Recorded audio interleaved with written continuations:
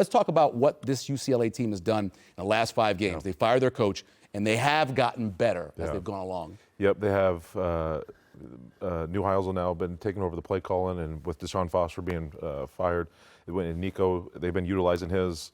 I'm not even going to try to pronounce his last name right now, so I'm just going to call Iamaleava. Iamaleava. Okay, I forget, you got to kind of like. You got to sing it. Iamaleava. You got to sing it. Did I do it right? Iamaleava. Okay. Yeah. Nico Iamaleava. Yeah. I got it. All right. There we go. Boom. Got it.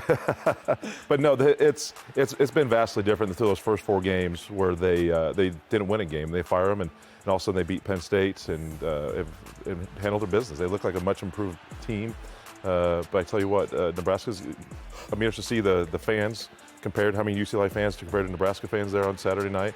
But they have to be, again, on point. This is a much improved team defensively. Going to have to handle their business. And again, with Nebraska with a very young quarterback, it's gonna be an interesting scenario. Yeah, the stat within the stats, so their offensive efficiency has gone down every week since the initial coaching bump, and now they're operating in about the high 30% after starting out at about 51, 52% with their offensive efficiency. The key is they're now healthy.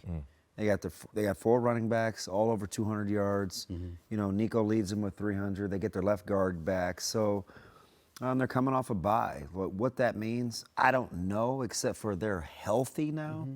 So we'll see if the numbers get another boost after getting a chance to kind of self-scout. All but 3 starters on the defense came from somewhere else. It does show you that the portal is not always a way to win, right? Because that's a lot of guys they brought in from Oregon and Texas Tech and all these places, and they aren't exactly producing a lot. Yeah, I was talking to a USC writer, and he's like, usually when I look at UCLA, I can almost name their whole roster because they're all guys from the area. He goes, I only know like 5 or 6 LA area guys because they just went out, and I mean, they even brought in a bunch of new coaches, and some of them got fired pretty quickly. With the staff changes they made after Deshaun Foster's firing. So, yeah, it's been a mess, but they've navigated through it where they're still thinking bowl game out there. I mean, this is a game for them. If they want to get to 6, they've got to beat Nebraska, and then there's an opportunity for them to maybe play in a bowl game. Let's look at the Big Ten standings, where Nebraska sits, and the rest of the Big Ten. You almost need 3 pages for this, how big the Big Ten is right now. But yeah, you look at what Indiana is. UCLA ran against the team in Indiana, just basically scored whenever they wanted to. I felt bad for them. Ohio State, Michigan, Oregon. We talked about who that 4th team is, and then there's where Nebraska's sitting in there. Remember, by the way, Nebraska's 6-3. For everybody out there, I just want to give you an update. Nebraska's 6-3 on the season. Doesn't always feel like that. Are you surprised that Michigan still controls their own destiny? By the way I saw them play early against Oklahoma. They still control their own destiny. That's crazy. They have been playing great. Some interesting games around the Big Ten this week. Big Noon has Penn State looking for their first win at home. That's not an interesting game, man. Indiana. Ohio State goes to Purdue on BTN. And another interesting matchup. This one actually does intrigue me. Oregon going to Iowa. It's only the 3rd time they made a trip to Iowa City. And you know what they do in Iowa City? They upset teams. It's what they do. Iowa's Watch out. 20th in the new playoff poll. Yeah, and 20. Here's our playoff poll right here. Big Ten in the CFP. Ohio State at 1, Indiana at 2. There's Oregon sitting at 9, USC at 19, 20 at Iowa, 21 that Michigan team that Damon was talking about, and 23 Washington. And here's the bracket coming up next on there. You can see that it's a lot of teams. There's a Notre Dame over there. There's a BYU over there. There's a Memphis over there. A lot of teams. How good are our guys on set to have the graphics and the updates? This just came out. I wasn't expecting that. This just came out an hour ago. These guys are fantastic Let's check out the sideline survey. Without Dylan Raiola, how many games will Nebraska win the rest of the season? And 56% of people who are haters say none. 32% say 1, and only 10% say 2 right there. So 12% basically say 2 or 3, and I guess 4 would be with the bowl game. Let's take a look at the upcoming schedule as we know what's coming up. UCLA this week, 8 p.m., Big Fox, so you don't have to worry about if you have, YouTube TV, you'll be okay. Then Penn State on the road again, and then come home for what will be a very, very cold game against Iowa. I'm guessing it's going to be very chilly. It's always cold. Always very chilly.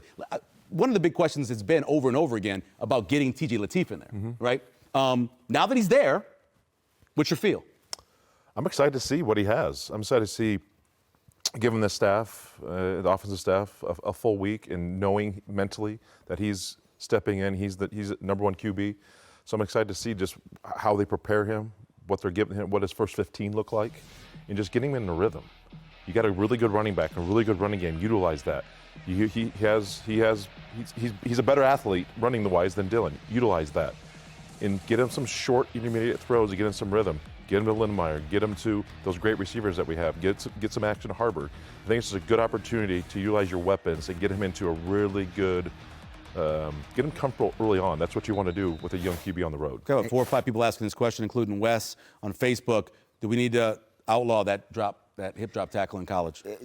You're asking the wrong guy. I cry about tackling all the time. It upsets me. It infuriates me. It's even worse when it's somebody whose family that I'm super close to, like Dom and his son. So, yeah, I think I text you. They got to be a year away from this being illegal. Have to.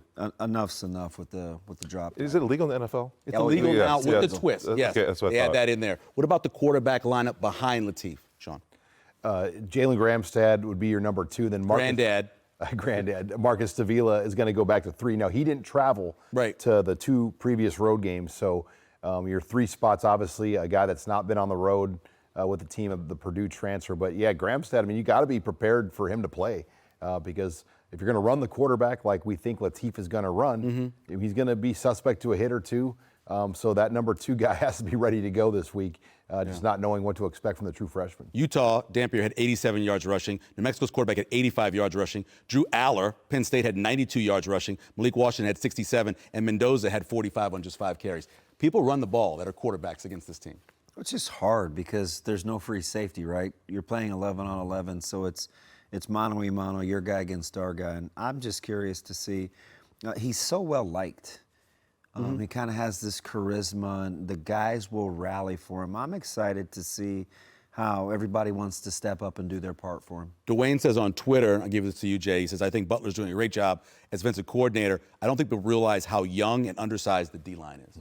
Yeah, they are young. There's some big boys up there. Nowhere, and I don't think. I'm glad you're not buying into that. They're narrative. not undersized. People. Thank you.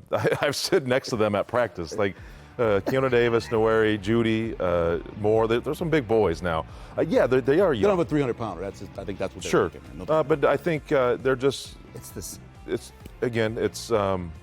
How they're attacking DBs onto this. You got to kind of pick and choose right now. If they had.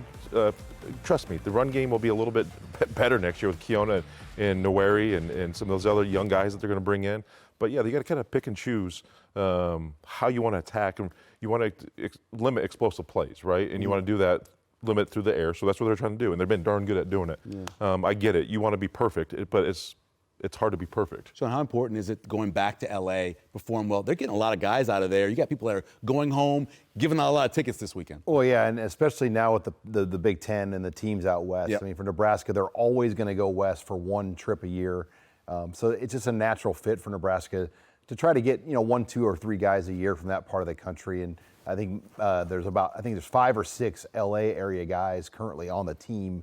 Then a number of West Coast guys from places like Phoenix that are excited for this trip. Former high school quarterback Damon Benning, you're Dylan Raiola. What's the best advice you can give TJ going forward the rest of the season? I think it's trust, right? I hope Nebraska shuts him down kind of from the media this week, and just trust in the game plan. Now, there's a lot of nerves, and he's going back home, and he's a California kid. All that aside, I think it's just trust your teammates. Those guys will rise to the occasion. The defense is dialed in. They know they've got to step up. I just think 94 K-State going to Manhattan. Oh, yeah. Everybody was chomping at the bit to see where they could get in where they fit in because of how well Turman was received. I see a lot of that in Latif. How many carries did LP have in that game with a broken thumb? Yeah, well, listen, we sat around and looked at ourselves and we were like, we can help out too. Yeah, no doubt. Get some help, no doubt about it. No doubt about it. What do you think in terms of any big explosive plays? You expect more of that? Because I know it's a lot of questions asking here. Trick plays, throwing the ball down the field more. Potentially. I mean, you could utilize some of that. Again, it's just you got to pick and choose your battles. Where you're going to take your shots. If you get a good run game going, boom, heavy play action, over the top. Take your shots. Yeah. Burning question, Sean. My burning question is, what will this game plan look like for TJ Latif to come out and have success? Dana Holgorsen is putting something together as we speak to try to give Latif, obviously, his best opportunity on Saturday. How motivated are you coming off of what you felt like was a good performance against USC and one you let get away? How motivated are you? Nico Iamaleava. I need some more work on that. Keeping him in the pocket. He is athletic. He is dynamic in that spot. Keeping that young D-line, keeping him in the pocket to limit his scramble. My burning question is, can Nebraska win the third quarter? It's the only quarter they're losing so far this season. Win the third quarter out of halftime, you can win the game.